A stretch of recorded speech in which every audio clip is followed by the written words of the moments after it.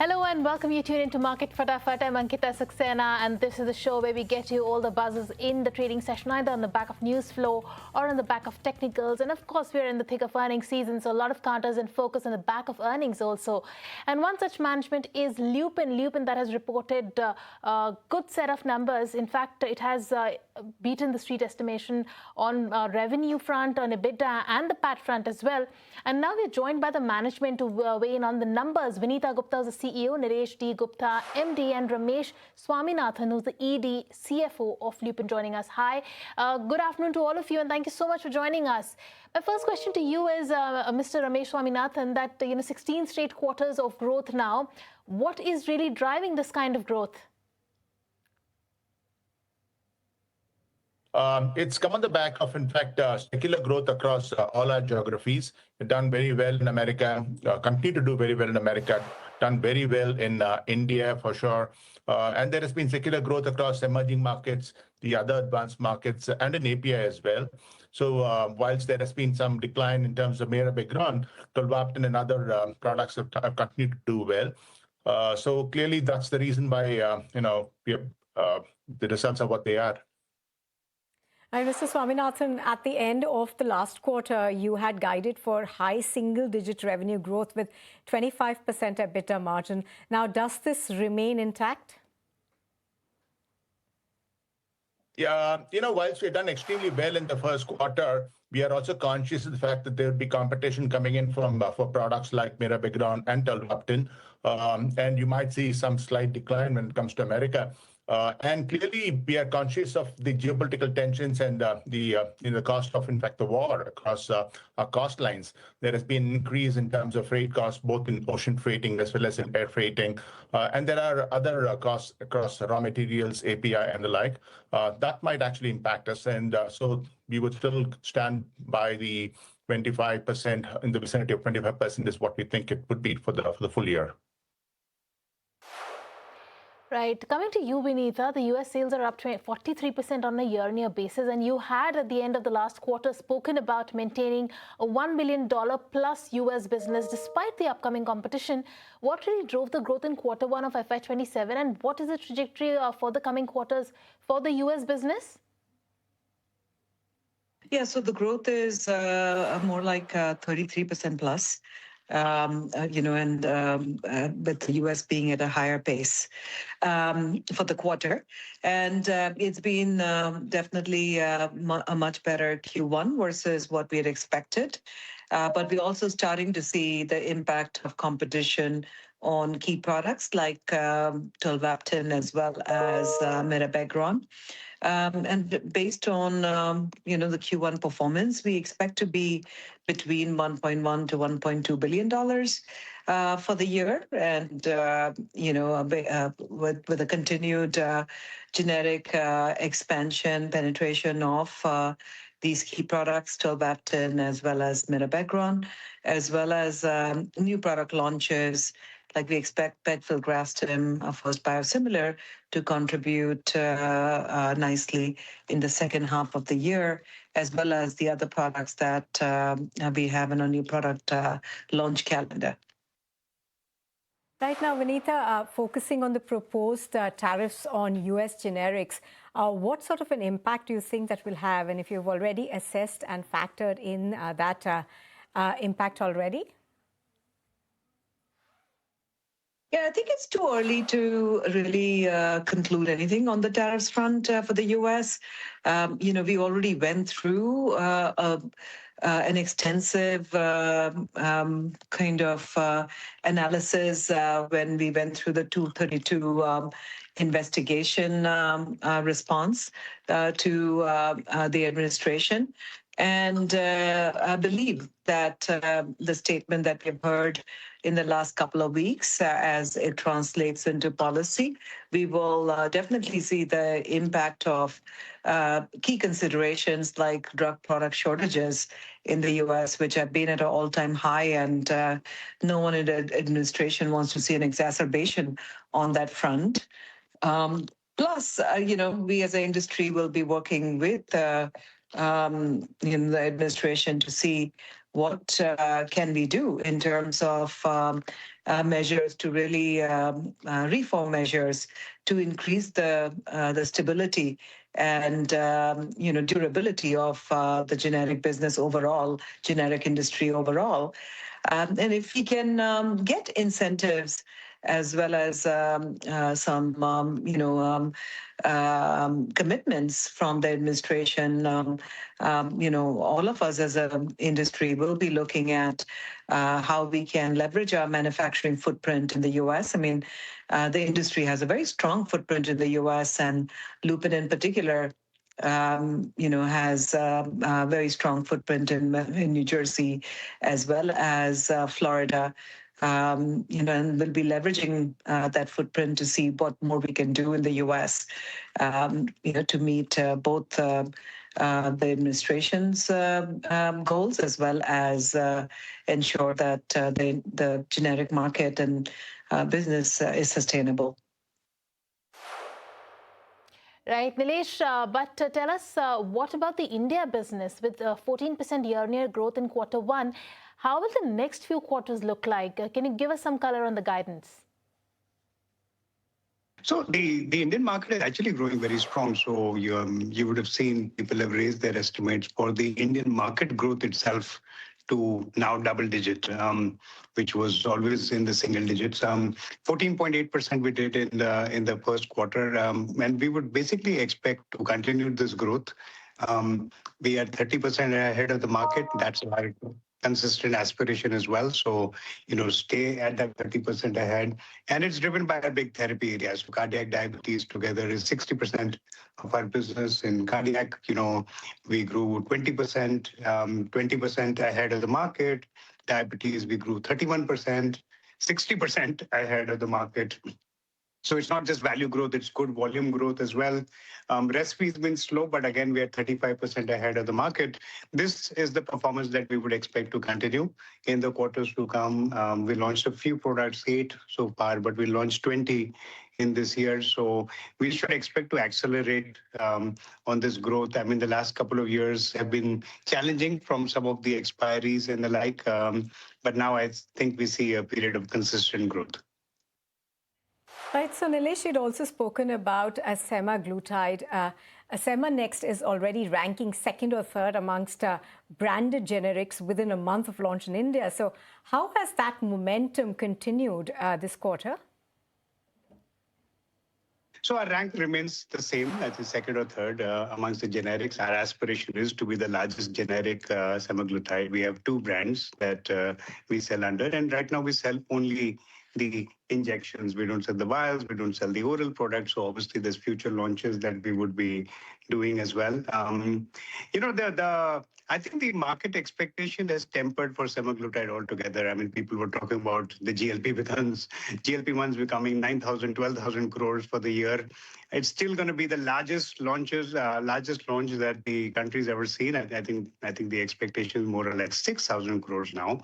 But I mean, that still is a very, very large market. And I think it's a great opportunity for large cardiometabolic players like us. And that's what's happening. I think there were 20 launches, but there are really only 4 or 5 launches which are actually of meaningful scale. That's what we expected to happen. And it seems to be playing out. Very excited about this launch. But I mean, this is obviously important, but I think long-term our innovation pipeline is what will define us. Right. Well, Nilesh, speaking of the semaglutide, the oral semaglutide launch planned later in FY27, what has the progress been so far on that? Yeah, I think we're still on track for H2. So we would expect to launch in H2. And Ramesh, now the company, I believe, continues to evaluate acquisitions in specialty pharma and India therapies. Anything on the anvil there?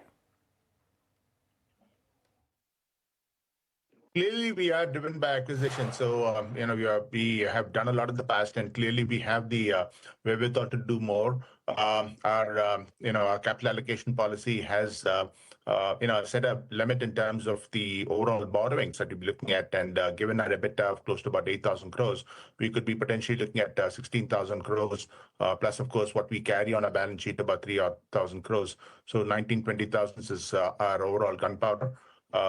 So firepower to that extent. And clearly, we are looking at possibilities in India and in specialty. But it's going to be acquisition for if it meets our strategy and meets our criteria in terms of financial returns and the like. It's not about actually acquiring anything for the sake of acquisition. So we would be calibrated about that. But at the same time, we are clear about the fact that we will be looking at all of these in these parts. Right, Vinita, so any comments on the new launch pipeline? Now, ranibizumab is on track as expected, and perhaps incremental opportunity that you see for new launches in FY27? No, so we have a good number of products for fiscal year 27, with pegfilgrastim being one of the major, one of the largest opportunities. In the second half, ranibizumab will be launched in the first quarter of fiscal year 28, just given the lag from the pricing reimbursement filings. And then we have 505B2s coming up this year. Actually, we're planning to launch an injectable 505B2 for dalbavancin. And next year we have apexaban, which is starting to look at like a very interesting opportunity for us. And multiple other first-to-file products in nasal sprays as well as injectables coming in fiscal year 28. All right, thank you so much for joining us. With that, it's time for a quick breather on the show. Don't go anywhere after the break. We're getting you more buzzes in the trade. After this short break, stay tuned.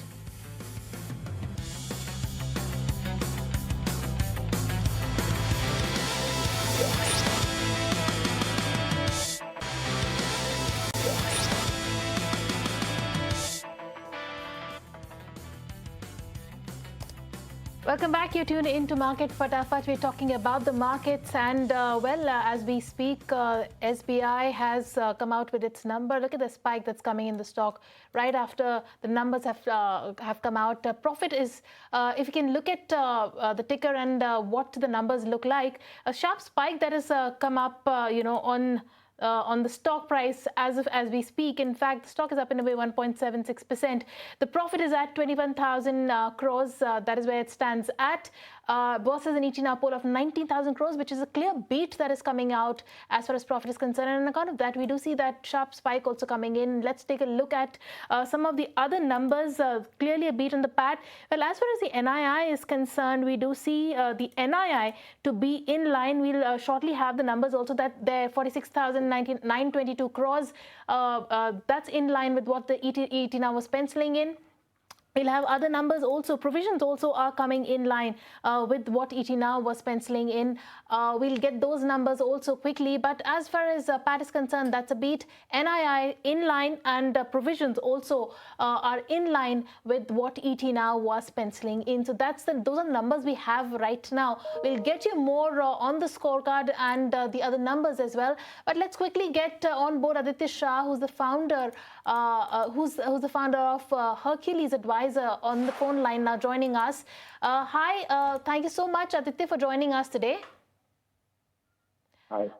Aditya, the numbers for SBI have just broken out, and it seems like the street is giving a big thumbs up to that. A sharp stock spike is what we are seeing right now. Clear beat coming in on the PAT front. 10% uptick is what we are seeing. How do you read into the numbers, and what has really stood out for you? So I have not been able to look at the numbers, but particularly the profit number seems to be fairly okay. If you look at the NPAs have improved from about 1.83% to about 1.47%, which is really very good. I need to look at how much slippage was there, what is the loan growth and deposit growth to comment further. but from my perspective, the numbers look steady and the numbers look good. The provisions number is at about 5,400, at about 3,300 crores, which is also fairly okay. So from my perspective, steady set of numbers, nothing to complain about that. Right. Aditya, any area where you feel that perhaps it's not in line with what the street was penciling in, and that perhaps what are the laggards here? As I said, from my perspective, on any lender, the number one thing is to look at is the asset quality and the provisions number. I now have the provisions number, which is at about 5,046 crores as compared to about 4,759 crores. Sequentially, there has been a rise in slippages and provisions, but if you look at year on year, it looks to be fairly stable. So that is number one thing that is on my mind. Now, to look at the loan growth and the deposit growth, once we have the presentation, then we can look and say what is the number asset. But as of now, the numbers look very stable. Right, numbers looking stable there, but a slight bit of a disappointment coming on the slippages front. Do you see that recovery to happen anytime soon? So slippages are fairly okay. SBI being the large size of SBI, I don't think slippages are actually a problem for SBI. I think the numbers are bang in line. A little bit of slippage rise here and there, that is fairly okay. That should not be a problem as such. So from my perspective, steady set of numbers. I think after ICICI Bank, SBI's numbers are the next in. Right. Aditya, also talk to us about what are the things that you will be watching out for as far as the management commentary is concerned. Of course, we will be looking at the credit growth. We will be looking at the deposit and the loan growth. I beg your pardon. But besides that, what are the things that you're watching out for, and what the street is penciling in from the management con call? Also, from my perspective, I will first look at, as I said, loan growth, deposit growth. I will also look at unsecured retail side. How is that really behaving? Is the bank cautious on the corporate side of the loan book? In the corporate side, only SBI and HDFC are giving good loans. So that also I will see whether the management is cautious on that. Overall, I will also, since SBI is the top bank in the country, I will look at what is their commentary with respect to loan growth and how much loan growth that we are supposed to do. We see about 14% loan growth over the past 1 month. We need to understand from SBI if that is sustainable or not. But overall, net, I expect the management to give a good set of commentary, which will bode well for this. Right. Also, we do see the NII numbers to be pretty strong. Do you see that to continue? Do you see that to sustain?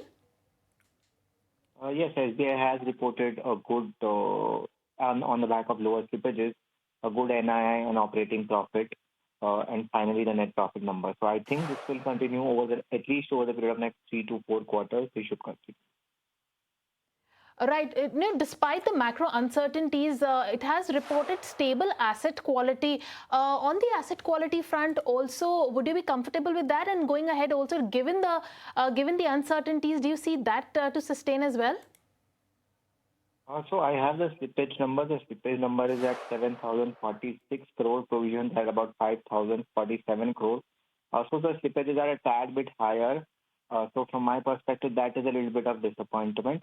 But other than that, the results look fairly okay. Right. Also, what about the NIMS trajectory amid the rate cut transmission? What are you penciling in for that? I expect the NIMS to be stable. I don't think that the NIM should be a problem from my perspective. But I need to see what they have reported. But I don't think that should be a problem. Right.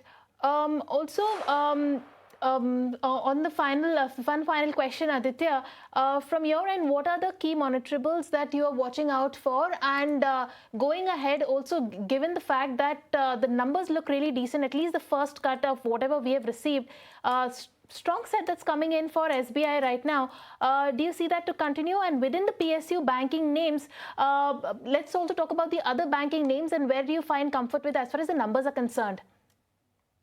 So from my perspective, as I said, asset quality and future guidance with respect to loan growth will be keenly watched. Deposits is not a problem for a large bank as SBI. how is the economy moving forward, SBI is the largest pointer to that, and that commentary will be fairly seen. From my perspective, the top bank within the PSU space will be SBI, then there will be Bank of Baroda, and finally Canara Bank, these three. But SBI will continue to be the top. SBI Bank, Canara Bank and Bank of Baroda are the three top PSU names that Aditya has picked out for us. Of course, SBI continues to be the top pick, and SBI that is up in a way solid 3% after the results. But with that, Aditya, thank you so much for joining us. We'll let you go on that note. And with that, it's time to wrap up this edition of Market Fatafat. Nupin and I will take your leave. Thank you so much for tuning in.